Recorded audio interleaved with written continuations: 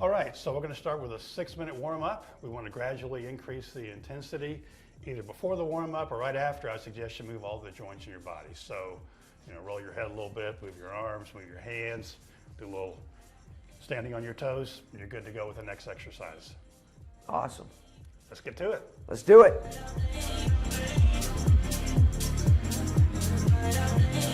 Now we're going to do a one-arm row, but the twist is we're going to have our feet in a lunge position. So first we get into a lunge position. Now I want your back foot pointed forward, which makes the balance harder. So we're going to be like this, and we put the band underneath our foot, and then we row with one arm. So we're working on our balance, we're working on keeping our hips steady, we're keeping our core strong, and while that core is strong, we're also doing something with our upper body, which is what you're doing in skiing all the time. Looks like a lot of fun. I'm looking forward to trying it. Yeah, you'll like it. So this time we're going to do push-ups, but we're going to do push-ups with our hands on a football. You remember last time we did push-ups with our hands on a foam pad. That was almost like a regular push-up. This one's a little bit harder. It's going to challenge our core and our stabilizer muscles, much like we do when we ski. So everybody knows how to do a push-up, but we're going to do it on a football this time.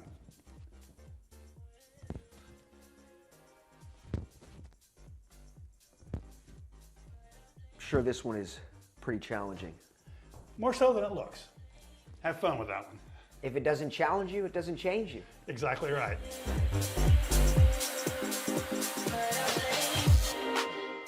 Now we're going to do some band pull aparts. So they look like this. We hold the bands out here and pull them apart. Beautiful. Now the reason that we're doing this is it builds up some of those muscles that help hold our poles up in the right ski position, like this, which we've been working on. Now if you want to have some more fun while you're doing the pull aparts, you can kind of go back and forth on the pad. Well, you know, or you can do some edging if you want to do some edging. So this doesn't have to be all work. It can be some fun too. That's exactly what we like to do. More ski fun. Absolutely.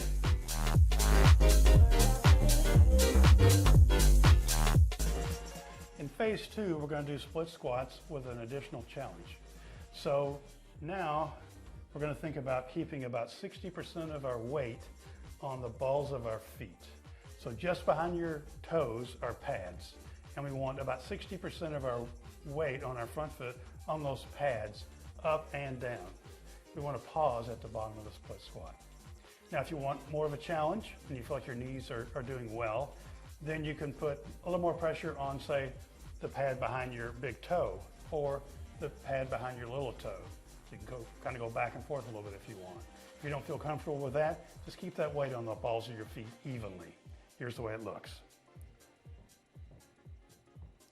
Get lined up here. Feeling comfortable, hands in a good ski position as always. Pause at the bottom, come up. Subtle, but I've got about 60% of my weight on the balls of my feet. And now I'm going to put more weight on the ball of my foot right behind my big toe. So you're shifting your weight right now. I'm shifting my weight laterally slightly. And now I'm going to shift it laterally slightly to the left. And now I feel a little more pressure over my little toe. Up and down, up and down. And we're going to pause at the bottom, come back up. There's no rush. We're not in a big hurry. It makes it a little bit harder if you pause at the bottom. But when you're skiing, you're pausing in this position as you're going through a turn. So we're practicing that.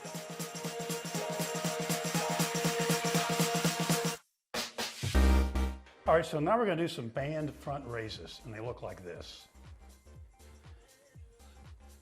And we're doing this to build up directly those muscles that we use to hold our ski poles in the right position. So I'm going to go like this. When you're done with this, it's good to hold for a few seconds just to get a little more endurance built up in those shoulder muscles. And again, we're on the foam pad. So we're going to have a little bit of a balance challenge, a little bit of feeling in the feet that we can be aware of. And then we can always move fore and aft while we're doing this to practice that motion. If you want to add a little fun to it, we can do a little edging while we're doing this. We're building coordination, or we can just do it like this. But we want to build up those shoulders so we don't have to think about holding our hands in the right position.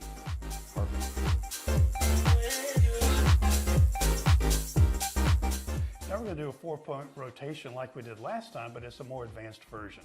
So to recap, the 4-point rotation is the 2 points of your hips and the 2 points of your shoulders moving at the same time.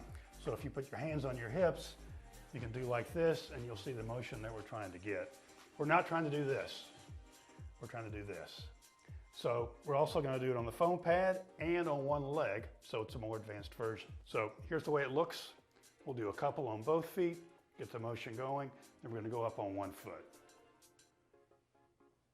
Definitely more challenging on one foot. Yeah, but this is what you feel in a ski turn. The band simulates centrifugal force. There we go. Looks like fun to me.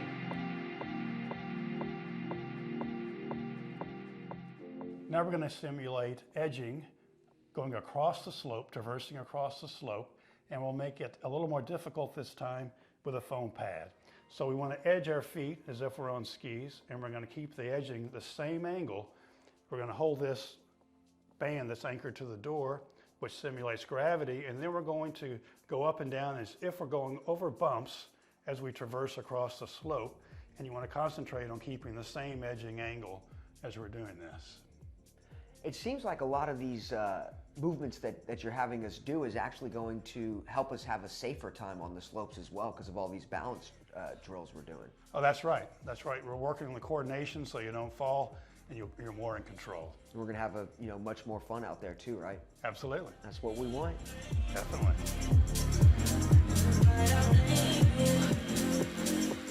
We're going to do the hockey stop like we did last time in phase 1, but here in phase 2 we're going to add the foam pad. So we have a little bit more of a balanced challenge. We're going to do 3 things at once. We're going to edge our feet more as we flex our legs, and we're going to do a 4-point rotation to point down the hill. The band simulates gravity pulling us down the hill. So here's how it looks. Hockey stop. Dig the edges in.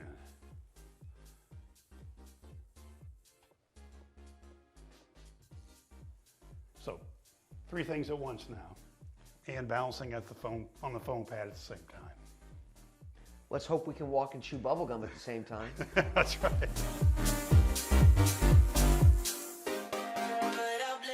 Now we're going to simulate a turn release like we did in phase 1, but here in phase 2 we're going to add the foam pad to add a little bit more of a balance challenge to the exercise. So the way it works is we're turning, I'm turning this way, gravity is pulling me down the hill that way, and to release the turn I'm going to edge my feet less and flex my legs more. So it looks like this. Turning, balanced, release. Release.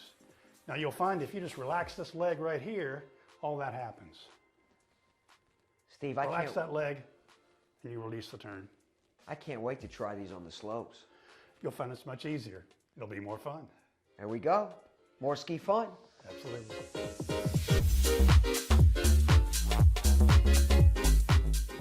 All right, now we're going to do some leg extensions to work our core.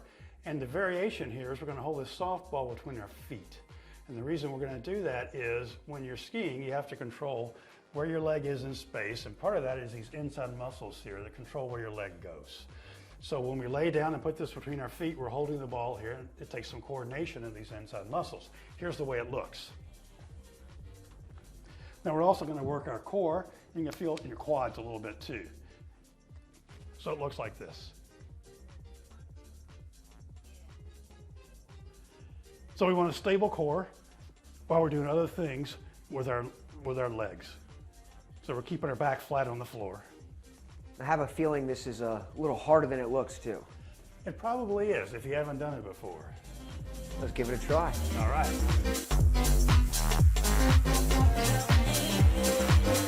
All right, now we're going to do some Fitball leg curls. We're doing these because we're going to work our hamstrings a little more aggressively to keep them in harmony with the quads that we worked a lot on today. And the twist is, in addition to curling our legs up, we're also going to curl our feet up like this. And the reason we do that is when you're skiing, You tend to get in the back seat at the end of a turn, or the terrain may throw you a little bit and you get your weight too far back.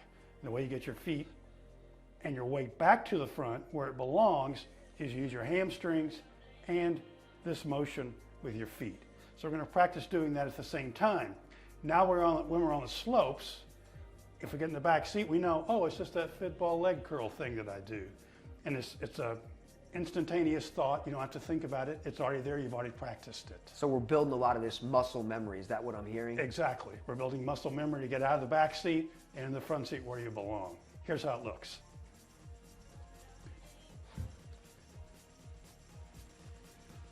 Get our feet up on the ball, point our toes out, bring our toes in.